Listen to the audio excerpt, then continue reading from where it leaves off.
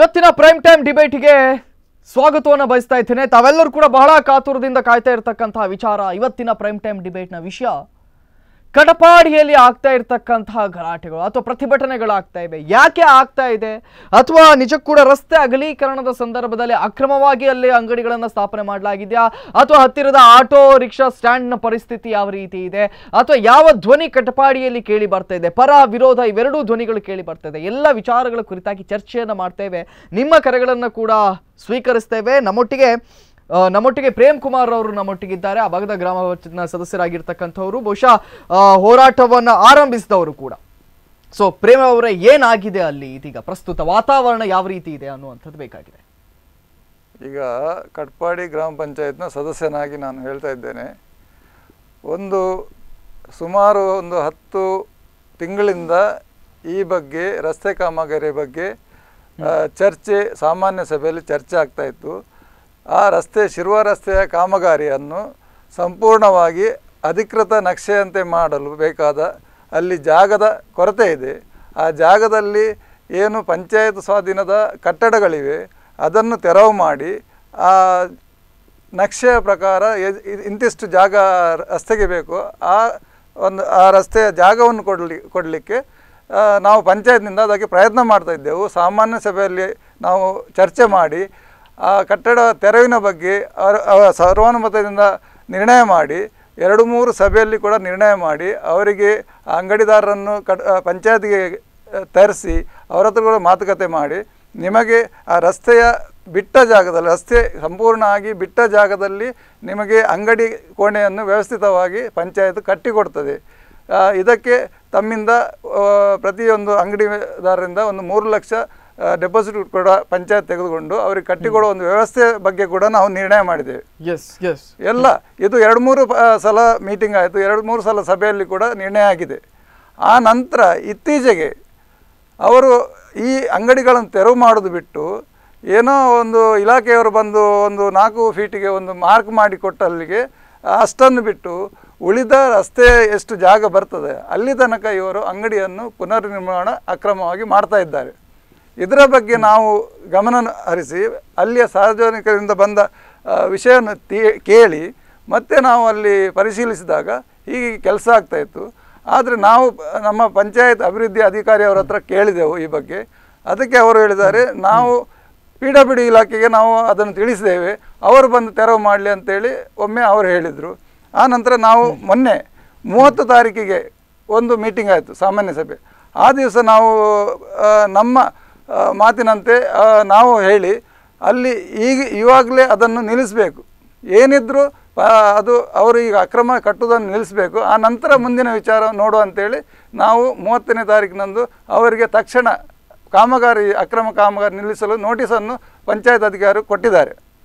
ಆ ನಂತರ ಇವತ್ತು 10 ದಿವಸದ ತನಕ ಕೂಡ ಅಲ್ಲಿ ಕಾಮಗಾರಿ ಆಗ್ತಾ ಇದೆ. ಅದಕ್ಕೋಸ್ಕರ ನಾವು ಇವತ್ತಿನ ಒಂದು ಪ್ರತಿಭಟನೆ ಸಾರ್ವಜನಿಕರಿಂದ ಒಟ್ಟಾಗಿ ನಾವು ಪ್ರತಿಭಟನೆ ಮಾಡಿದ್ದು. ನಾವು ಹಾಗಾದರೆ ಪಂಚಾಯತ್ ಮಾಡಿದ ನಿರ್ಣಯಕ್ಕೂ ಬೆಲೆ ಇಲ್ಲ, ಅಥವಾ ಪಂಚಾಯತ್ ಅಭಿವೃದ್ಧಿ ಅಧಿಕಾರಿ ಏನು ಅವರ ಬೇಕಾದ ಅಲ್ಲಿ ವ್ಯವಸ್ಥೆ ಮಾಡಲಿಲ್ಲ. ಈಗ ಬೇಕಾಗಿರೋದಲ್ಲಿ ಅಭಿವೃದ್ಧಿ ಕಾಮಗಾರಿ. ಈಗ ಅಂಗಡಿಯವರಿಗೆ ತೊಂದರೆ ಮಾಡಬೇಕು ಅಥವಾ ಅಂಗಡಿಯವರಿಗೆ ಅಂಗಡಿ ಕೊಡೋದಿಲ್ಲ ಅಂತೇಳಿ ಖಂಡಿತ ಹೇಳಿಲ್ಲ. ಇಲ್ಲಿ ನಿರ್ಣಯದಲ್ಲಿ ನಾವು ಪಂಚಾಯತ್ ನಿರ್ಣಯದಲ್ಲಿ ಮಾಡಿದ್ದೇವೆ, ನಿಮಗೆ ಅಂಗಡಿ ಅಲ್ಲಿ ಉಳಿದ ಜಾಗದಲ್ಲಿ ಅಂಗಡಿಯನ್ನು ವ್ಯವಸ್ಥಿತವಾಗಿ ಕಟ್ಟಿಕೊಡ್ತೇವೆ ಅಂತೇಳಿ. ಅದಕ್ಕೆ ಅವರು ಕೂಡ ಒಪ್ಪಿದ್ರು. ಇಷ್ಟೆಲ್ಲ ಆದರೂ ಇತ್ತಿನ 10 ದಿವಸದಲ್ಲಿ ಇಷ್ಟು ಬೆಳವಣಿಗೆ ಆಗಿದೆ. ಇದರ ಹಿಂದೆ ತಮ್ಮ ಪ್ರಕಾರ ಬಸ್ ಸ್ಟ್ಯಾಂಡಿನ ಜಾಗವನ್ನು ಕೂಡ ಅಲ್ಲಿ ಅಲ್ಲಿ PWD ನಕ್ಷೆ ಪ್ರಕಾರ ಅಲ್ಲಿ ಹೈವೇಯಿಂದ ನಕ್ಷೆ ಕುರಿತಾಗಿ ಕೂಡ ಮಾತಾಡ್ತೇನೆ. ಅದಕ್ಕಿಂತ ಮೊದಲಿಗೆ ನಮ್ಮೊಟ್ಟಿಗೆ ಸ್ಪಂದನದ ಪ್ರತಿನಿಧಿಯಾಗಿರ್ತಕ್ಕಂಥ ಪ್ರಮೋದ್ ಸುವರ್ಣರವರು ನಮ್ಮೊಟ್ಟಿಗೆ ನೇರ ಸಂಪರ್ಕದಲ್ಲಿದ್ದಾರೆ. ಕಟಪಾಡಿಯ ಆ ವಾತಾವರಣ ಏನು, ಅಥವಾ ಯಾವ ರೀತಿಯಾಗಿರ್ತಕ್ಕಂಥ ಧ್ವನಿಯಲ್ಲಿ ಕೇಳಿ ಬರ್ತಾ ಇದೆ ಪ್ರಮೋದ್ ರವರೇ? ಕಾರ್ತಿಕ್, ಈಗಾಗಲೇ ಏನು ಇವತ್ತು ಸ್ಥಳೀಯ ಗ್ರಾಮಸ್ಥರು ಕಟಪಾಡಿ ಗ್ರಾಮ ಪಂಚಾಯತ್ ನ ಮುಂದ್ಗಡೆ ಪ್ರತಿಭಟನೆ ಮಾಡ್ತಾರೆ. ಈ ಪ್ರತಿಭಟನೆಯ ಮೂಲ ಉದ್ದೇಶ ಏನಂತ ಹೇಳಿದ್ರೆ, ಈ ಒಂದು ಕಟಪಾಡಿಯಿಂದ ಶಿರ್ವ ಹೋಗುವ ಹೆದ್ದಾರಿಯ ಪಕ್ಕದಲ್ಲಿರುವಂತಹ ಈ ಒಂದು ಕಟ್ಟಡ, ಅಂದ್ರೆ ಈ ಒಂದು ಕಟ್ಟಡ ಸುಮಾರು 10 ಅಂಗಡಿಗಳು ಪಂಚಾಯತ್ ಅಧೀನದಲ್ಲಿ ಇರ್ತದೆ. ಆದ್ರೆ ಪಂಚಾಯತಿಗೆ ಅದರ ಬಾಡಿಗೆಯನ್ನು ಪಡೆದುಕೊಂಡಿರ್ತಾರೆ. ಈಗ ಲೋಕೋಪಯೋಗಿ ಇಲಾಖೆಯಿಂದ ರಸ್ತೆ ಅಗಲೀಕರಣದಿಂದಾಗಿ ಈ ರಸ್ತೆ ಅಂಗಡಿಗಳನ್ನು ತೆರವು ಮಾಡಬೇಕಾಗಿದೆ. ಲೋಕೋಪಯೋಗಿ ಇಲಾಖೆಯವರು ಬಂದು ಈ ಒಂದು ಅಂಗಡಿಯ ಒಂದು ಮಾರ್ಕಿಂಗ್ ಮಾಡ್ತಾರೆ. ಈ ಒಂದು ಮಾರ್ಕಿಂಗ್ ಮಾಡಿದ ಹಿಂಭಾಗದಲ್ಲಿ ತಾವು ಅಂಗಡಿಗಳನ್ನು ಕಟ್ಟಿ ವ್ಯಾಪಾರ ಮಾಡಿ ಅಂತ ಹೇಳಿ ಅವರಿಗೆ ಒಂದು ಭರವಸೆಯನ್ನು ಕೊಟ್ಟು ಹೋಗ್ತಾರೆ.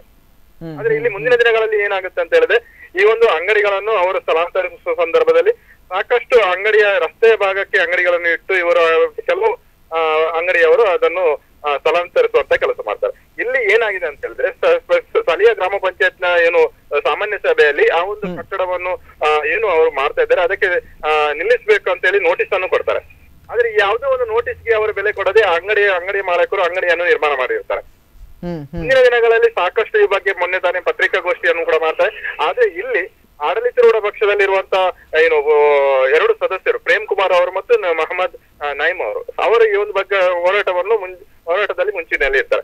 ಈ ಹೋರಾಟವನ್ನು ಮಾಡ್ತಾರೆ. ಯಾಕಂತ ಹೇಳಿದ್ರೆ ಅಲ್ಲಿ ಸಾಕಷ್ಟು ಸಾರ್ವಜನಿಕರಿಗೆ ತೊಂದರೆ ಆಗುತ್ತೆ. ಇದರಿಂದ ನೀವು ಅಂಗಡಿಯನ್ನು ಅಲ್ಲಿಂದ ತೆರವು ಮಾಡ್ಬೇಕು, ಅವರಿಗೆ ಬದಲಿ ಜಾಗವನ್ನು ಕೊಟ್ಟು ಈ ಒಂದು ಸಮಸ್ಯೆಯನ್ನು ಬಗೆಹರಿಸಬೇಕು ಅಂತ ಹೇಳಿ ಗ್ರಾಮ ಪಂಚಾಯತಿಯನ್ನು ಒತ್ತಾಯ ಮಾಡ್ತಾರೆ. ಆದ್ರೆ ಈ ಒಂದು ಯಾವುದೇ ಇವರ ಮಾತಿಗೆ ಬೆಲೆ ಕೊಡದಂತ ಈ ಒಂದು ಗ್ರಾಮ ಪಂಚಾಯತಿಯಿಂದಾಗಿ ಇವತ್ತು ಗ್ರಾಮ ಪಂಚಾಯತ್ನ ಮುಂದ್ಗಡೆ ಇವರು ಪ್ರತಿಭಟನೆ ಮಾಡ್ತಾರೆ. ಪ್ರತಿಭಟನಾ ಸಂದರ್ಭದಲ್ಲಿ ಸ್ಥಳೀಯ ಕಾಪು ಠಾಣಾಧಿಕಾರಿಯಾದ ಏನು ನಿತ್ಯಾನಂದ ಗೌಡ ಮತ್ತೆ ವೃತ್ತ ನಿರೀಕ್ಷಕರಾದ ಆಲಮೂರ್ತಿ ಅವರು ಬಂದು ಪಿಡಿ ಅವರ ಹತ್ರ ಮಾತುಕತೆ ಮಾಡಿ ಒಂದು ಏನು ಕಾಮಗಾರಿ ಆಗ್ತಾ ಇದೆ ಅದಕ್ಕೆ ತಡೆಯನ್ನು ಮಾಡ್ತಾರೆ. ಮುಂದಿನ ದಿನಗಳಲ್ಲಿ ತಾವು ತುರ್ತು ಸಭೆಯನ್ನು ಕರೆದು ಈ ಬಗ್ಗೆ ಇದನ್ನು ಏನು ಬಗ್ಗೆ ಈ ಒಂದು ಆಗುತ್ತಿರುವಂತಹ ತೊಂದರೆಗಳನ್ನು ಶೀಘ್ರವಾಗಿ ಬಗೆಹರಿಸಬೇಕಂತೇಳಿ ಅಲ್ಲಿ ಹೇಳಿದ ನಂತರ ಆ ಒಂದು ಇವತ್ತು ಕಾಮಗಾರಿಯನ್ನು ನಿಲ್ಲಿಸುವಂತ ಕೆಲಸ ಮಾಡ್ತಾ ಇದ್ದಾರೆ. ಆದ್ರೆ ಇಲ್ಲಿ ನಾವು ಏನು ಗಮನಿಸಬೇಕಂತ ಹೇಳಿದ್ರೆ ಈ ಒಂದು ರಾಷ್ಟ್ರೀಯ ಹೆದ್ದಾರಿಯ ಪಕ್ಕದಿಂದ ಅಂದ್ರೆ ರಾಷ್ಟ್ರೀಯ ಹೆದ್ದಾರಿಯಿಂದ ಶಿರುವ ಕಡೆ ಹೋಗುವ ಈ ಒಂದು ರಸ್ತೆಯ ಕಾಮಗಾರಿಯಿಂದ ಸಾಕಷ್ಟು ವಾಹನ ಸಂಚಾರ ಆಗಿರೋದ್ರಿಂದ ಈಗ ಬದಲಿ ಅಂಗಡಿಯವರಿಗೂ ಕೂಡ ಒಂದು ಬದಲಿ ವ್ಯವಸ್ಥೆ ಬೇಕಾಗ್ತದೆ. ಯಾಕಂತ ಹೇಳಿದ್ರೆ 35 ವರ್ಷಗಳಿಂದ ಅಲ್ಲಿ ವ್ಯಾಪಾರ ಮಾಡ್ತಾ ಇರ್ತಾರೆ. ಅವರಿಗೆ ಒಂದು ಶಾಶ್ವತವಾದ ಒಂದು ಬದಲಿ ವ್ಯವಸ್ಥೆಯನ್ನು ಏನು ಗ್ರಾಮ ಪಂಚಾಯತ್ ಮಾಡ್ಕೊಡ್ಬೇಕಾಗ್ತದೆ. ಆದ್ರೆ ಇಷ್ಟರ ತನಕ ಈ ಒಂದು ಯಾವುದೇ ಕೆಲಸವನ್ನು ಮಾಡದೆ ಕೇವಲ ಈ ಒಂದು ಭಾಗದಲ್ಲಿ ಗೊಂದಲದ ವಾತಾವರಣವನ್ನು ನಿರ್ಮಾಣ ಮಾಡಿ ಇವತ್ತು ಗ್ರಾಮ ಪಂಚಾಯತ್ ಮುಂದ್ಗಡೆ ಇವತ್ತು ಪ್ರತಿಭಟನೆ ಆಯಿತು. ಇನ್ನು ಮುಂದಿನ ಮಂಗಳವಾರ ಸಾಮಾನ್ಯ ಸಭೆ ಕರೆದು ಅದಕ್ಕೆ ಆ ಒಂದು ಕಾಮಗಾರಿಯ ಬಗ್ಗೆ ಚರ್ಚಿಸಿ ಅದಕ್ಕೆ ಏನು ತೀರ್ಮಾನ ತೆಗೆದುಕೊಳ್ಬೇಕಂತ ಹೇಳಿ ಇವತ್ತು ನಿರ್ಣಯ ಆಗಿತ್ತು. ಈ ಎಲ್ಲ ಬದಲಾವಣೆ ಆದ ಸಂದರ್ಭದಲ್ಲಿ ನಾವು ಇಲ್ಲಿ ಏನು ಗಮನಿಸಬೇಕಂತ ಹೇಳಿದ್ರೆ ಇಲ್ಲಿ ಇವತ್ತು ಏನು ಆಡಳಿತ ಪಕ್ಷದಲ್ಲಿರುವಂತಹ ಕಾಂಗ್ರೆಸ್ ನಲ್ಲಿರುವಂತಹ 2 ಸದಸ್ಯರು ಹೋರಾಟ ಮಾಡಿದ್ದಾರೆ. ಆದರೆ ವಿರೋಧ ಪಕ್ಷದಲ್ಲಿ ಕುಳಿತುಕೊಂಡಿರುವಂತಹ ಬಿಜೆಪಿ ಅವರು ಏನು ಈ ಒಂದು ಹೋರಾಟದಲ್ಲಿ ಭಾಗವಹಿಸಲಿಲ್ಲ. ಅಲ್ಲಿಯ ಜಿಲ್ಲಾ ಪಂಚಾಯತ್ ಸದಸ್ಯರಿರ್ಬೋದು, ತಾಲೂಕ್ ಪಂಚಾಯತ್ ನ ಸದಸ್ಯರಿರ್ಬೋದು, ಅವರು ಕೂಡ ಬಿಜೆಪಿ ಅವರು. ಇಲ್ಲಿ ಏನಾಗಿದೆ ಅಂತ ಹೇಳಿದ್ರೆ 2 ಪಕ್ಷಗಳು ಒಂದಾಗಿ ಈ ಒಂದು ಅಂಗಡಿಯವರ ಪರ ನಿಂತಿದೆ. 2 ಸದಸ್ಯರು ಈ ಒಂದು ಅಂಗಡಿಯವರ ವಿರೋಧವಾಗಿ ಈ ಒಂದು ಕೆಲಸವನ್ನು ಮಾಡ್ತದೆ. ಆದ್ರೆ ಇಲ್ಲಿ ಸಾಕಷ್ಟು ಗೊಂದಲ ವಾತಾವರಣ ಇರುತ್ತೆ. ಮುಂದಿನ ದಿನಗಳಲ್ಲಿ ಈ ಒಂದು ಏನು ಸಮಸ್ಯೆ ಯಾವ ಸ್ವರೂಪವನ್ನು ಕೊಡುತ್ತದೆ ಅಂತ ಹೇಳಿ ಮುಂದಿನ ದಿನಗಳಲ್ಲಿ ಕಾದು ನೋಡ್ಬೇಕಾಗಿದೆ. ಕಾರ್ತಿ ಥ್ಯಾಂಕ್ ಯು ಪ್ರಮೋದ್ ಸುವರ್ಣ ಅವರೇ ತಮ್ಮೆಲ್ಲ ಮಾಹಿತಿಗಾಗಿ. ಈ ಕುರಿತಾಗಿ ಸ್ಟೋರಿಯನ್ನು ಕೂಡ ನಾವು ನಿಮ್ಮ ಎದುರಿಗೆ ಸದ್ಯದಲ್ಲಿ ತೋರಿಸ್ತೇವೆ. ಇವತ್ತು ಯಾವ ರೀತಿಯಾಗಿರ್ತಕ್ಕಂಥ ಪ್ರತಿಭಟನೆಗಳಾಯ್ತು ಅಲ್ಲಿ ಆಯ್ತು ಅಥವಾ ಪ್ರೇಮ್ ಕುಮಾರ್ ಅವರು ಈಗಾಗಲೇ ನಮ್ಮೊಟ್ಟಿಗೆ ಜಾಯ್ನ್ ಆಗಿದ್ದಾರೆ ಮತ್ತು ಇವರಿಗೆ ಯಾರೆಲ್ಲ ವಿರೋಧವನ್ನ ವ್ಯಕ್ತಪಡಿಸ್ತಾ ಇದ್ದಾರೆ, ನಿಜಕ್ಕೂ ವಾಸ್ತವತೆ ಏನು ಅನ್ನೋದ್ರ ಕುರಿತಾಗಿ ಸ್ಪಂದನ ಒಂದು ವರದಿಯನ್ನು ಕೂಡ ನಿಮ್ಮ ಎದುರಿಗೆ ಸದ್ಯದಲ್ಲಿ ಲಭ್ಯವಿಡಲಿಕ್ಕಿದೆ. ಅದಕ್ಕಿಂತ ಮೊದಲಿಗೆ ಪ್ರೇಮ್ ಕುಮಾರ್ ಅವರಲ್ಲಿ ಸರ್, ಹಾಗಾದ್ರೆ ತಾವು ಅಂಗಡಿಯ ವಿರುದ್ಧವಾಗಿ ಇದ್ದೀರಾ ಹೇಗೆ? ನಾವು ಅಂಗಡಿಯ ವಿರುದ್ಧ ಖಂಡಿತ ಅಲ್ಲ. ಅಲ್ಲಿ ನಾವು ಅಭಿವೃದ್ಧಿಯಾಗಿ ಅಲ್ಲಿ ರಸ್ತೆ ಏನು ನಿರ್ಮಾಣ ಆಗಬೇಕು ಅದು ಆಗಬೇಕು. ಅಂಗಡಿಯವರಿಗೆ ಬೇರೆ ಬದಲಿ ವ್ಯವಸ್ಥೆಯನ್ನು ಪಂಚಾಯತ್ ಮಾಡಿಕೊಡ್ಬೇಕು. ಅಂಗಡಿಯವರನ್ನು ತೆಗೆದು ಅವರಿಗೆ ಅನ್ಯಾಯ ಮಾಡಬೇಕಂತ ನಾನು ಖಂಡಿತ ಹೇಳುವುದಿಲ್ಲ. ಇಷ್ಟ ತನಕ ನಾವು ಅದಕ್ಕೆ ಹೋರಾಟ ಕೂಡ ಹಾಗೇ ಮಾಡಿದ್ದು. ಅವರಿಗೆ ಅಂಗಡಿ ವ್ಯವಸ್ಥಿತವಾಗಿ ಮಾಡಬೇಕು, ಆದರೆ ರಸ್ತೆ ಕೂಡ ಅಷ್ಟೇ ಅಲ್ಲಿ ವ್ಯವಸ್ಥಿತವಾಗಿ ಆಗಬೇಕಂತೇಳಿ ನಮ್ಮ ಒಂದು ಹೋರಾಟ ಅಷ್ಟೇ. ಅಲ್ಲ, ಎಷ್ಟು ಸಮಯದ ಹಿಂದೆ ಈ ಮೀಟಿಂಗ್ ಆಗಿತ್ತು? ಇದು ಮೀಟಿಂಗ್ ಸಾಧಾರಣ 10 ತಿಂಗಳ ಹಿಂದಿನಿಂದ ಆಗ್ತಾ ಇದೆ. 10 ತಿಂಗಳ ಹಿಂದಿನಿಂದಲೂ ಈ ಮೀಟಿಂಗ್ ಆಗ್ತಾ ಇದೆ.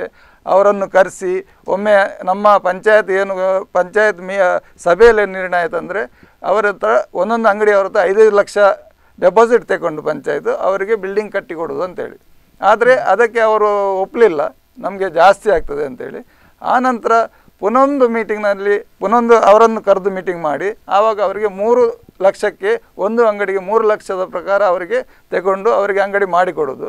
ಆನಂತರ ಪಂಚಾಯತ್ ನಿಗದಿಪಡಿಸಿದ ಬಾಡಿಗೆ ಅವರಿಂದ ವಸೂಲು ಮಾಡೋದು ಅಂತೇಳಿ ಈ ರೀತಿ ಕೂಡ ನಿರ್ಣಯ ಆಗಿದೆ. ಅಷ್ಟೆಲ್ಲ ಆಗಿ ಅವರಿಗೆ ನೋಟಿಸ್ ಕೂಡ ಕೊಟ್ಟಿದೆ, ನೀವು ಇಂತಿಷ್ಟದಲ್ಲಿ ಅಂಗಡಿ ಖಾಲಿ ಮಾಡಿಕೊಡ್ಬೇಕು, ನಾವು ಮತ್ತೆ ಅದನ್ನು ಕಟ್ಟಿಕೊಡ್ತೇವೆ ಅಂತೇಳಿ ಕೂಡ ನಿರ್ಣಯ ಮಾಡಿದ್ದೇವೆ. ಆದರೆ ಇತ್ತೀಚಿನ ಬೆಳವಣಿಗೆಯಲ್ಲಿ ಇದು ಒಂದು 10-15 ದಿವಸ ಬೆಳವಣಿಗೆಯಲ್ಲಿ ಎಲ್ಲ ವಿಚಾರ ಬಿಟ್ಟು ಅಲ್ಲಿ ಅಂಗಡಿಯ ಕಾಮಗಾರಿ ಅಂದರೆ ಅವರು ಹೇಳುದು ನಮ್ಗೆ ಹಾಗಾದ್ರೆ ಪಂಚಾಯಿತಿ ಕಟ್ಟಿಸಿಕೊಡ್ಲಿಕ್ಕೆ ಮುಂದಾಗ್ಲಿಲ್ವಾ ಹಾಗಾದ್ರೆ ಕಟ್ಟಡವನ್ನ? ಅಲ್ಲ, ಕಟ್ಟಿಕೊಡುವ ವ್ಯವಸ್ಥೆಯಲ್ಲಿ ನಾವು ಸಭೆಯನ್ನು ಮಾಡಿದ್ದೇವೆ, ಅದು ಕಟ್ಟಿಕೊಡುವಂತೇಳಿ ಆಗಿದೆ ಸಭೆಯಲ್ಲಿ.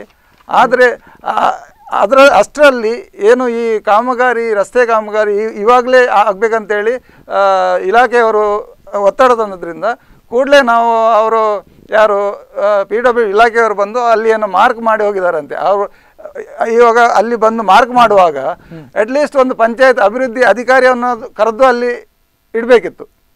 ಪಂಚಾಯತ್ ವ್ಯವಸ್ಥೆಯಲ್ಲಿ ಇರುವಾಗ, ಪಂಚಾಯತ್ ಆಡಳಿತ ವ್ಯವಸ್ಥೆಯಲ್ಲಿ ಇರುವಾಗ ಅಲ್ಲಿ ಬಂದ ಇಲಾಖೆಯವರು ಅಲ್ಲಿ ಮಾರ್ಕ್ ಮಾಡುವಾಗ ಪಂಚಾಯತ್ ಅಭಿವೃದ್ಧಿ ಅಧಿಕಾರಿಯನ್ನಾದರೂ ಕರಿಬೇಕಿತ್ತು, ಸ್ಥಳೀಯ ಸದಸ್ಯರನ್ನಂತೂ ಕರಿಬೇಕಿತ್ತು. ಆದರೆ ಏನು ಮಾಡಲಿಲ್ಲ. ಅವರು ಬಂದರು, ಅವರು ಹೇಗೆ ಅಲ್ಲಿ ಮಾರ್ಕ್ ಮಾಡಿ ಹೋಗಿದ್ದಾರೆ ಗೊತ್ತಿಲ್ಲ. ಬರೀ ಒಂದು 5 ಫೀಟ್ ಬಿಟ್ಟು ಒಂದು ಮಾರ್ಕ್ ಮಾಡಿ ಹೋಗಿದ್ದಾರೆ ಎಲ್ಲ ಅಂಗಡಿಯವರಿಗೆ. ಆ ನಂತರ ಆ ಬಗ್ಗೆ ನಾವು ಈ ನಕ್ಷೆಯನ್ನು ಇಟ್ಕೊಂಡು ಹೋಗಿ ಆ ಇಲಾಖೆಯವರಲ್ಲಿ ವಿಚಾರಿಸಿದಾಗ, ಹೌದು ನಮಗೆ ನೀವು ಪಂಚಾಯತ್ನವರು ಅಂಗಡಿ ಇಷ್ಟೊಂದಕ್ಕೆ ಖಾಲಿ ಮಾಡಿ ತೆರವು ಮಾಡಿ ಕೊಡಲಿಲ್ಲ, ಅದಕ್ಕೋಸ್ಕರ ನಮಗೆ ರಸ್ತೆ ಒಂದು ಸಂಪೂರ್ಣ ಕಾಮಗಾರಿ ಆಗೋದು ನಮ್ಮ ಜವಾಬ್ದಾರಿ, ಅದರಿಂದ ನಾವು ಎಷ್ಟು ಅಲ್ಲಿ ಅಂಗಡಿ ಖಾಲಿ ಮಾಡಿದ್ದೇವೆ ಅಷ್ಟಕ್ಕೆ ರಸ್ತೆ ಸೀಮಿತ ಮಾಡಿ ನಾವು ನಮ್ಮ ಕೆಲಸ ಜವಾಬ್ದಾರಿ ಮುಗಿಸ್ತೇವೆ ಅಂತೇಳಿ ಅವರ ಉತ್ತರ ಬಂತು. ಅದಕ್ಕೋಸ್ಕರ ನಾವು ನೀವು ನಕ್ಷೆಯ ಪ್ರಕಾರವೇ ಅಲ್ಲಿ ರಸ್ತೆ ಮಾಡಬೇಕಂತೇಳಿ ನಾವು ಅವರಿಗೆ ಅವರಿಗೆ ಮನವಿಯನ್ನು ಮಾಡಿದ್ದೇವೆ. ಇದರ ಬಗ್ಗೆ ಜಿಲ್ಲಾಧಿಕಾರಿಯವರಿಗೂ ಮನವಿ ಮಾಡಿದ್ದೇವೆ. ಈ ಕುರಿತಾಗಿ ಏನೇನಾಯ್ತು ಇಂದು ಮುಂಜಾನೆಯಿಂದ ಆ ಒಂದು ಸ್ಟೋರಿ ಇದೀಗ ನಿಮ್ಮ ಎದುರಿಗೆ.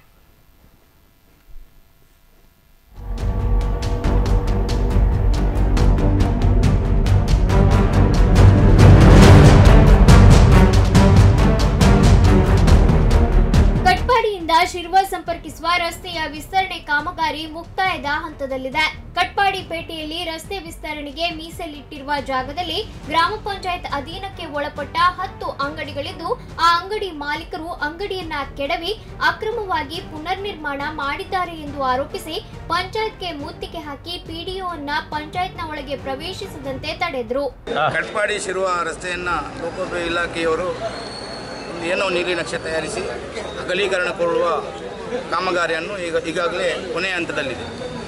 ಈ ಕೊನೆಯ ಹಂತದ ಕೆಲಸ ಯಾವುದೇ ರೀತಿಯ ನೋಟಿಸ್ಗಳು, ಅದೇ ಕೆಲವೊಂದು ನೋಟಿಸು PWD ಅವರು ಪಂಚಾಯತಿಗೆ ಕೊಟ್ಟರು.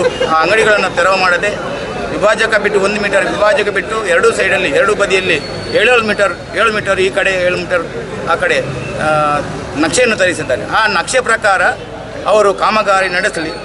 ಆ ನಕ್ಷೆಯ ಹೊರಗೆ ಏನಿದೆ ಜಾಗ, ಪಂಚಾಯತ್ ಜಾಗ, ಅದು ಈಗಾಗಲೇ ಪಂಚಾಯತ್ನಲ್ಲಿ ನಿರ್ಣಯದ ಹಾಗೆ ಅವರು ಕಟ್ಟಿ ಅವರಿಗೆ ಬದಲಿ ವ್ಯವಸ್ಥೆ ಮಾಡುವ ವ್ಯವಸ್ಥೆಯನ್ನು ಕೂಡ ಪಂಚಾಯತ್ ನಿರ್ಣಯದಲ್ಲಿ ಮಾಡಿಕೊಂಡಿದ್ದಾರೆ. ಪಂಚಾಯತ್ ರಾಜ್ಯದಲ್ಲಿ ಒಂದು ಸಿಸ್ಟಮ್ ಇದೆ, ರಚನೆ ಆಗಲಿ ಪುನರ್ರಚನೆ ಆಗಲಿ ಅದಕ್ಕೆ ಪಂಚಾಯತಿನ ಪರ್ಮಿಷನ್ ಬೇಕೇ ಬೇಕು. ಈ ಪುನರ್ರಚನೆಗೆ ಪರ್ಮಿಷನ್ ಇಲ್ಲದೆ ಆಗ್ತಾ ಇದೆ, ಅದನ್ನು ಇವರು ನಿಲ್ಲಿಸುವುದಿಲ್ಲ, ಇದನ್ನು ನಾವು ಖಂಡಿಸ್ತೇವೆ.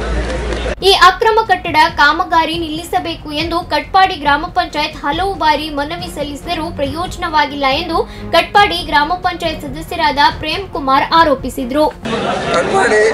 ಕಟ್ಪಾಡಿ ಶಿರುವ ಹೆದ್ದಾರಿಯಿಂದ ಶಿರೋಕ್ಕೆ ಹೋಗುವ ರಸ್ತೆಯ ಕಾಮಗಾರಿ ಈಗಾಗಲೇ ಲೋಕೋಪಯೋಗಿ ಇಲಾಖೆಯವರು ಮಾಡ್ತಾ ಇದ್ದಾರೆ. ಕಟ್ಪಾಡಿಯಿಂದ ಪ್ರಾರಂಭವಾಗುವ ಜಾಗದಲ್ಲಿ ಪಂಚಾಯತ್ನ ಮತ್ತು ಲೋಕೋಪಯೋಗಿ ಇಲಾಖೆ ಜಾಗದಲ್ಲಿ ಒಂದು 7-8 ಅಕ್ರಮ ಕಟ್ಟಡಗಳಿವೆ. ಅದನ್ನು ಕಟ್ಪಾಡಿ ಪಂಚಾಯತ್ ಸಾಮಾನ್ಯ ಸಭೆಯಲ್ಲಿ ಅದನ್ನು ತೆರವುಗೊಳಿಸುವ ನಿರ್ಣಯ ಕೂಡ ಮಾಡಲಾಗಿದೆ. ಆದರೂ ಪಂಚಾಯತ್ ಅಭಿವೃದ್ಧಿ ಅಧಿಕಾರಿ ಅವರು ಈ ಬಗ್ಗೆ ಬರೇ ಒಂದು ನೋಟಿಸ್ ಕೊಟ್ಟು ಸುಮ್ಮನೆ ಕೂತಿದ್ದಾರೆ. ಇಲ್ಲಿರುವ ಅಂಗಡಿ ಕಟ್ಟಡಗಳ ತೆರವಿಗೆ ಗ್ರಾಮ ಪಂಚಾಯತ್ ಸಾಮಾನ್ಯ ಸಭೆಯಲ್ಲಿ ನಿರ್ಣಯಿಸಿದಂತೆ ಅಂಗಡಿ ನಡೆಸುವವರಿಗೆ ನೋಟಿಸ್ ನೀಡಲಾಗಿದೆ. ಆದರೆ ಈ ನೋಟಿಸ್ ಅನ್ನ ನಿರ್ಲಕ್ಷಿಸಿ ಅಂಗಡಿಯವರು ಅದೇ ಸರ್ಕಾರಿ ಜಾಗದಲ್ಲಿ ಶಾಶ್ವತ ರೀತಿಯಲ್ಲಿ ಬಳಕೆಯಾಗುವಂತೆ ಅಕ್ರಮವಾಗಿ ಕಟ್ಟಡವನ್ನ ನಿರ್ಮಾಣ ಮಾಡುತ್ತಿದ್ದಾರೆ. ಇದರಿಂದಾಗಿ ಸಾರ್ವಜನಿಕರಿಗೆ ತೊಂದರೆಯಾಗುತ್ತಿದೆ. ಈ ಕೂಡಲೇ PDO ಕಾಮಗಾರಿ ನಿಲ್ಲಿಸುವಂತೆ ಆಗ್ರಹಿಸಿ ಪಂಚಾಯತ್ ಮುಂದೆ ಪ್ರತಿಭಟನೆ ನಡೆಸಿದ್ರು.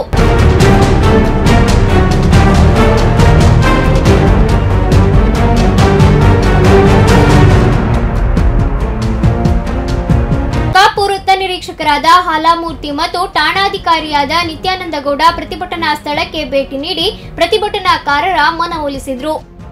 ನಂತರ PDO ಜೊತೆ ಮಾತುಕತೆ ನಡೆಸಿ ಕಾಮಗಾರಿ ನಿಲ್ಲಿಸುವುದಾಗಿ ತಿಳಿಸಿದ ನಂತರ ಪ್ರತಿಭಟನೆಯನ್ನ ಹಿಂದಕ್ಕೆ ಪಡೆದ್ರು. ತುರ್ತು ಸಾಮಾನ್ಯ ಸಭೆ ಕರೆದು ಇತ್ಯರ್ಥ ಮಾಡುವುದಾಗಿ ಆಡಳಿತ ಮಂಡಳಿಗೆ ತಿಳಿಸಲಾಗುತ್ತದೆ ಎಂದು ಪಿಡಿಒ ಸ್ಪಂದನ ವಾಹಿನಿಗೆ ತಿಳಿಸಿದರು. ಅದು ಎಲ್ಲಿವರೆಗೆ ಸೂಕ್ತ ಅಂತ ನನಗೂ ಗೊತ್ತಾಗುದಿಲ್ಲ. ಅವರೆಲ್ಲ ಏನು ಅವರ ಅಭಿಪ್ರಾಯಗಳನ್ನ ಏನು ಕರೀತಾರೆ ಅದಕ್ಕೆ ನಾನು ಸಂಬಂಧಪಟ್ಟಾಗೆ ವಿಶೇಷ ಸಭೆಯನ್ನು ಕರೀತೇನೆ. ವಿಶೇಷ ಸಭೆಯನ್ನು ಕರೀಲಿಕ್ಕೆ ನಾನಲ್ಲ, ಅದು ಅಧ್ಯಕ್ಷರು ಕರೀಬೇಕು. ಅಧ್ಯಕ್ಷರು ಮಂಗಳವಾರ ದಿನ ವಿಶೇಷ ಸಭೆ ಕರೆದಿದ್ದಾರೆ. ಆ ವಿಶೇಷ ಸಭೆಯ ನಿರ್ಣಯ ಏನಾಗ್ತದೆ ಅದರ ಮೇಲೆ ಕ್ರಮ ಜರುಗಿಸ್ತದೆ. ಕಟ್ಪಾಡಿ ಅಕ್ರಮ ಕಟ್ಟಡ ನಿರ್ಮಾಣದ ಬಗ್ಗೆ ಆಡಳಿತಾರೂಢ ಕಾಂಗ್ರೆಸ್ ಸದಸ್ಯರಾದ ಪ್ರೇಮ್ ಕುಮಾರ್, ಮಹಮ್ಮದ್ ನಯೀಂ ಪ್ರತಿಭಟನೆ ಮುಂಚೂಣಿಯಲ್ಲಿದ್ದರೂ ಬಿಜೆಪಿ ಮಾತ್ರ ಮೌನ ವಹಿಸಿರುವುದು ಹಲವು ಪ್ರಶ್ನೆಗಳಿಗೆ ಎಡೆ ಮಾಡಿಕೊಟ್ಟಿದೆ.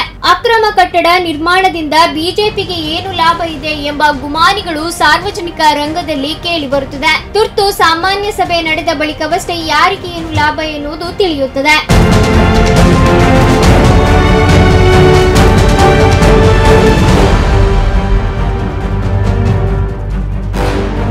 ಪ್ರಮೋದ್ ಸುವರ್ಣ, ಸ್ಪಂದನ ನ್ಯೂಸ್, ಕಟ್ಪಾಡಿ. ಸೊ ಈ ವರದಿಯನ್ನು ಕೂಡ ತಾವೆಲ್ಲರೂ ಕೂಡ ಗಮನಿಸಿದ್ರಿ. ಹಾಗಾದ್ರೆ ಯಾಕೆ ಪ್ರೇಮ್ ಕುಮಾರ್ ಅವರು ಮಾತ್ರ ಅಥವಾ ಅವರೊಟ್ಟಿಗೆ ಇನ್ನೊಬ್ಬರು ಅವರಿಬ್ರು ಮಾತ್ರ ಯಾಕೆ ಹೊರಗೆ ಬಂದು ಗಲಾಟೆಯನ್ನು ಮಾಡ್ತಾ ಇದ್ದಾರೆ? ಈ ಪ್ರಶ್ನೆಗಳು ಕೂಡ ತಮ್ಮಲ್ಲಿ ಇರಬಹುದೇನೋ. ಸೊ ನಾನು ನೇರವಾಗಿ ಅವರಲ್ಲೇ ಕೇಳ್ತೇನೆ. ಸರ್, ಈಗ ಅನೇಕರಲ್ಲಿ ಅನುಮಾನ ಬಂದಿದೆ. ಸೊ 30-40 ವರ್ಷಗಳಿಂದ ಅಂಗಡಿ ಅವರಲ್ಲೇ ಇದ್ದಾರೆ. ಹಾಗಾದ್ರೆ ಅಂಗಡಿ ಅವರ ವಿರುದ್ಧವಾಗಿ ಪ್ರೇಮ್ ಕುಮಾರ್ ಅವರು ಹೋಗ್ತಾ ಇದ್ದಾರಾ? ಅವರ ಮಾತುಗಳನ್ನು, ಅವರ ಧ್ವನಿಯನ್ನ ಪ್ರೇಮ್ ಕುಮಾರ್ ಅವರು ಕೇಳಿಸಿಕೊಳ್ಳೋ ಪ್ರಯತ್ನವನ್ನ ಮಾಡ್ತಾ ಇಲ್ವಾ ಅಂತ ಕೆಲವರ ತಲೆಯಲ್ಲಿ ಈಗ ಆ ಪ್ರಶ್ನೆ ಕೂಡ ಬಂದಿದೆ. ಸರ್, ನಾನು ತಮ್ಮ ಉತ್ತರವನ್ನು ಪಡೆದುಕೊಳ್ತೇನೆ. ಒಂದು ಕರೆಯನ್ನು ನಾನು ಸ್ವೀಕರಿಸ್ತೇನೆ. ತಮ್ಮ ಹೆಸರು ಮತ್ತು ಎಲ್ಲಿಂದ ಕರೆ ಮಾಡ್ತಾ ಇದ್ದೀರಿ? ಹಲೋ, ಹೇಳಿ. ಸುರೇಶ್ ಅವರು ಹೇಳಿ. ಸುರೇಶ್ ಅವರೇ ಹೇಳಿ. ಹಲೋ,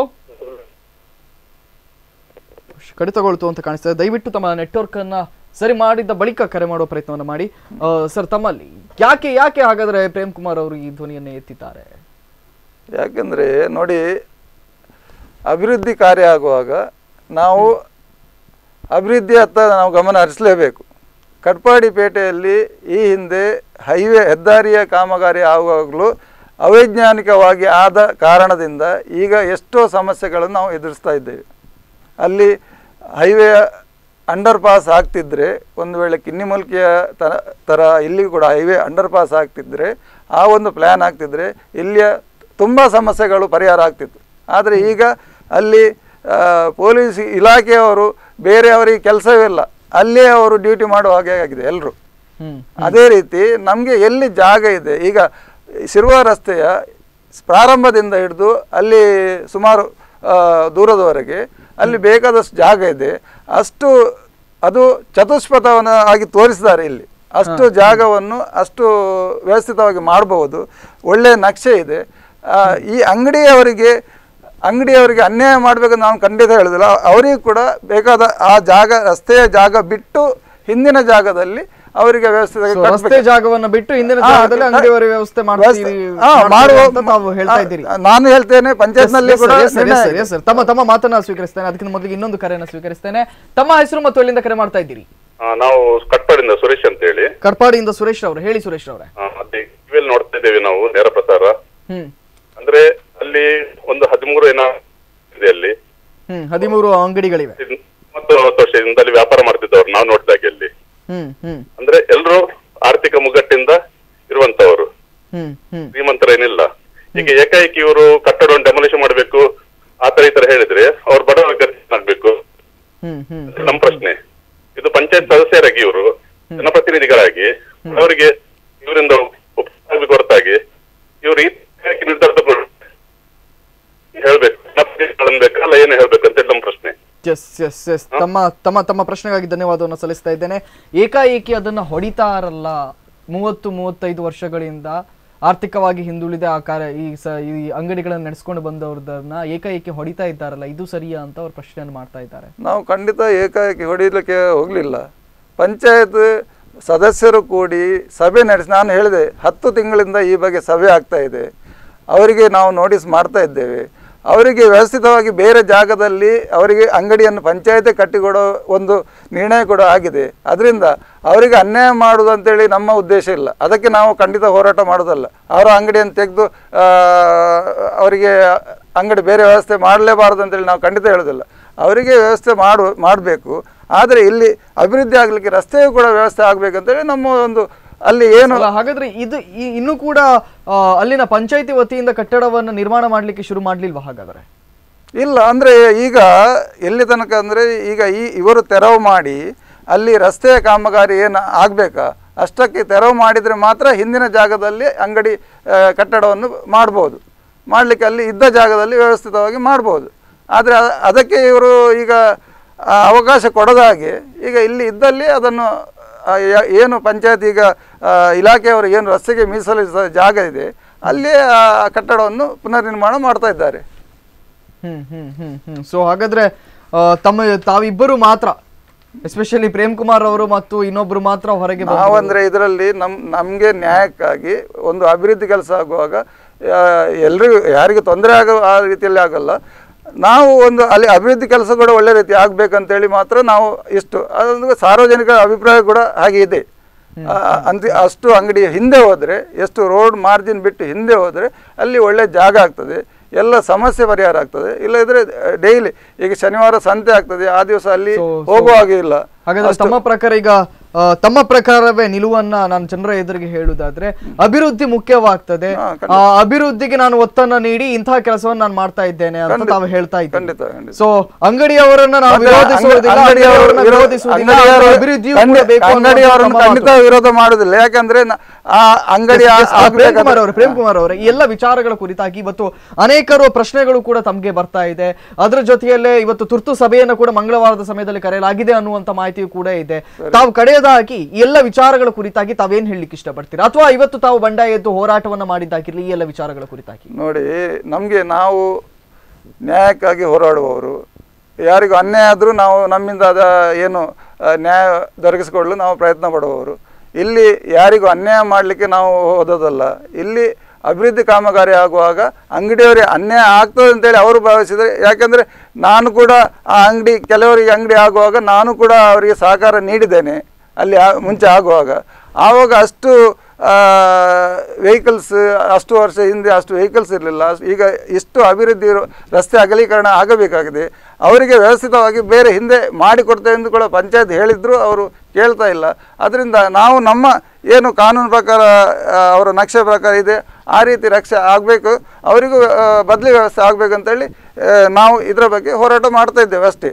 ಅದು ಎಷ್ಟರ ಮಟ್ಟಿಗೆ ಮುಟ್ತದೆ ಅದು ನಮಗೆ ಹೇಳಲಿಕ್ಕೆ ಆಗೋದಿಲ್ಲ. ನಾವು ನ್ಯಾಯಯುತವಾಗಿ ಕಾನೂನು ಪ್ರಕಾರ ಏನಾಗ್ತದೆ ಅದನ್ನು ನಾವು ಸಾರ್ವಜನಿಕರಿಗೆ ಇರುವಂತಹ ವಿರೋಧ ಪಕ್ಷದ ಕಥೆ ಏನೀಗ? ಅದು ನಮ್ಗೆ ಅಲ್ಲಿ ನಾವು ನಾನೊಂದು 25 ವರ್ಷದಿಂದ ಪಂಚಾಯತ್ ಸದಸ್ಯನಾಗಿದ್ದೇನೆ. ಆದರೆ ಹಿಂದಿನ ಯಾವುದೇ ಆಡಳಿತ ಮಂಡಳಿಯಲ್ಲಿ ನಾವು ಪಕ್ಷ ಅಂದರೆ ಅಲ್ಲಿ ಪಂಚಾಯತ್ನಲ್ಲಿ ಇಲ್ಲ, ಚುನಾವಣೆಯ ವಿಷಯ ಬೇರೆ, ಆ ಸಮಯದಲ್ಲಿ ಮಾತ್ರ ಪಕ್ಷ. ಆದರೆ ಅಭಿವೃದ್ಧಿ ಕಾರ್ಯದಲ್ಲಿ ಎಲ್ಲ ಪಕ್ಷ ಒಟ್ಟಾಗಿ, ಸದಸ್ಯರು ಒಟ್ಟಾಗಿ ಅಲ್ಲಿ ಅಭಿವೃದ್ಧಿ ಕಾರ್ಯದಲ್ಲಿ ನಾವು ಮಾಡ್ತಾ ಇದ್ದೇವೆ. ಅದರಿಂದ ಇಲ್ಲಿ BJP ಅವರು ಏನು ಮಾಡ್ತಾರೆ ಅದು ಅವ್ರಿಗೇನು ಬರಲಿಲ್ಲ ಅಂತೇಳಿ ನಿನ್ನೆ ಒಂದು ಅವರ ಪತ್ರಿಕೆಯಲ್ಲಿ ಹೇಳಿಕೆ ಬಂದಿದೆ. ಆದರೆ ಈ ವಿಷಯದಲ್ಲಿ ಅವರು ಕೂಡ ಪತ್ರಿಕೆಯನ್ನು ಹೇಳಿಕೆಯನ್ನು ನೋಡಿದ್ದೇನೆ ನಾನು. ಈ ರೀತಿ ಅಭಿವೃದ್ಧಿ ಕೆಲಸ ಆಗಬೇಕು, ಒಳ್ಳೆ ರೀತಿ ಆಗಬೇಕಂತೇಳಿ ಅಷ್ಟೇ. ಮತ್ತು ಅವರ ಬೇರೆ ವಿಷಯದಲ್ಲಿ ನಮ್ಗೆ ಗೊತ್ತಿಲ್ಲ. ನಾವು ರಾಜಕೀಯ ಪಕ್ಷದ ಪರವಾಗಿ ಕೂಡ ಮಾತಾಡೋದಿಲ್ಲ. ನಾವು ಅಲ್ಲಿ ಏನು ಕೆಲಸ ಒಟ್ಟಾರೆಯಾಗಿ ನನಗೆ ರಾಜಕೀಯದ ವಿಚಾರವೇ ಇಲ್ಲ, ಯಾಕೆಂದ್ರೆ ನಮ್ಮ ನಿಲುವನ್ನು ಮಾತ್ರ ಇಲ್ಲಿ ವ್ಯಕ್ತಪಡಿಸ್ತಾ ಇದ್ದೇವೆ. ನಾನು ಕೂಡ ಒಂದು ರಾಷ್ಟ್ರೀಯ ಪಕ್ಷದಲ್ಲಿ ಗುರುತಿಸಿಕೊಂಡವ, ಬೆಂಬಲಿತ ಕಾಂಗ್ರೆಸ್ ಅಂದರೆ ಸದಸ್ಯನಾಗಿದ್ದವ. ಆದರೆ ಇಲ್ಲಿ ಅಭಿವೃದ್ಧಿ ಕಾರ್ಯದಲ್ಲಿ ನಾವು ಪಕ್ಷವನ್ನು ನೋಡೋದಿಲ್ಲ. ಯಾಕಂದರೆ ಅಲ್ಲಿ ಸಾರ್ವಜನಿಕರಿಗೆ ಏನು ಅಗತ್ಯ ಇದೆ ಅದನ್ನು ಮನಗೊಂಡು ಆ ರೀತಿ ನಾವು ಒಂದು ವ್ಯವಸ್ಥಿತವಾಗಿ ಮಾಡಲಿಕ್ಕೆ ನಾವು ಪ್ರಯತ್ನ ಮಾಡ್ತೇವೆ. ಅದರಲ್ಲಿ ನಾವು ಎಷ್ಟು ಇದಾಗ್ತದೆ, ಎಷ್ಟು ಆಗ್ತದೆ, ಎಷ್ಟು ಹೋಗ್ತದೆ ನಮ್ಗೆ ಗೊತ್ತಿಲ್ಲ. Yes sir. ಇದುವರೆಗೆ ಅನೇಕ ವಿಚಾರಗಳನ್ನು ನಮ್ಮೊಟ್ಟಿಗೆ ಹಂಚಿಕೊಂಡ್ರಿ. ಬಹುಶಃ ಇನ್ನು ಮುಂದಿನ ಬೆಳವಣಿಗೆಗಳನ್ನು ಕೂಡ ನಾವು ಸ್ಪಂದನ ವಾಹಿನಿ ಖುದ್ದಾಗಿ ವೀಕ್ಷಿಸಿ ಆ ವಾತಾವರಣವನ್ನು ಜನರ ಎದುರಿಗೆ ತಲುಪಿಸುವಂತ ಪ್ರಯತ್ನವನ್ನು ಮಾಡ್ತೇವೆ. ಇನ್ನು ಮುಂದೆ ಕೂಡ ನಿಮ್ಮೊಟ್ಟಿಗೆ ಮತ್ತು ಅಲ್ಲಿರ್ತಕ್ಕಂಥ ಅನೇಕ ಮುಖಂಡರೊಟ್ಟಿಗೆ ಈ ಬಗ್ಗೆ ನಾವು ಮಾನ್ಯ ಶಾಸಕರಿಗೂ ನಾವು ತಿಳಿಸ್ತೇವೆ, ಅವರ ಹತ್ರ ಕೂಡ ಮಾತಾಡಿದ್ದೇವೆ, ಜಿಲ್ಲಾಧಿಕಾರಿ ಅವರ ಹತ್ರ ಮಾತಾಡಿದ್ದೇವೆ. ಅದನ್ನು ವ್ಯವಸ್ಥಿತವಾಗಿ ಒಂದು ಮಾಡಿ ನಾವು ಅಂಗಡಿಯವರಿಗೆ ಬೇರೆ ನೀವು ತೆಗೆದು ಬೇರೆ ಕಡೆ ಹೋಗಿ ಅಂತೇಳಿ ಖಂಡಿತ ಹೇಳೋದಿಲ್ಲ. ಆದರೆ ಪಂಚಾಯತಲ್ಲಿ ವ್ಯವಸ್ಥೆ ಮಾಡಲು ಅಲ್ಲಿ ಅವಕಾಶ ಉಂಟು, ಅದನ್ನು ಮಾಡುವ. ಎಸ್ ಸರ್ ಕಾರ್ಯಕ್ರಮಕ್ಕೆ ಆಗಮಿಸಕ್ಕಾಗಿ ತಮಗೆ ಧನ್ಯವಾದವನ್ನು ಸಲ್ಲಿಸ್ತಾ ಇದ್ದೇನೆ. ಸೊ ಇವರ ಅಭಿಪ್ರಾಯದ ಪ್ರಕಾರವಾಗಿ ಅಲ್ಲಿ ಅಭಿವೃದ್ಧಿ ಆಗಬೇಕು, ಅದ್ರ ಜೊತೆಯಲ್ಲಿಯೇ ಅಂಗಡಿಯೂ ಕೂಡ ಉಳಿಬೇಕು. ಅಂಗಡಿಯವರ ವಿರುದ್ಧವಾಗಿ ನಾವು ಮಾತಾಡೋದಿಲ್ಲ, ಅಂಗಡಿಯೂ ಕೂಡ ಉಳಿಬೇಕು ಅನ್ನುವಂಥದ್ದು ನಮ್ಮ ಆಸೆ. ಆದರೆ ವ್ಯವಸ್ಥಿತವಾಗಿ ಆಗಬೇಕು ಅನ್ನುವಂಥದ್ದು ಪ್ರೇಮ್ ಕುಮಾರ್ ಅವರ ಮಾತು. ಬಹುಶಃ ಆ ಭಾಗದ ಅಂಗಡಿಯವರ ಧ್ವನಿ ಏನಿದೆ ಅದನ್ನು ಕೂಡ ಜನರ ಎದುರಿಗೆ ತಲುಪಿಸುವಂತ ಪ್ರಯತ್ನವನ್ನ ಮಾಡ್ತೇವೆ. ನಿರಂತರ ಸುದ್ದಿಗಳಿಗಾಗಿ ವೀಕ್ಷಿಸ್ತಾ ಇರಿ ಸ್ಪಂದನ.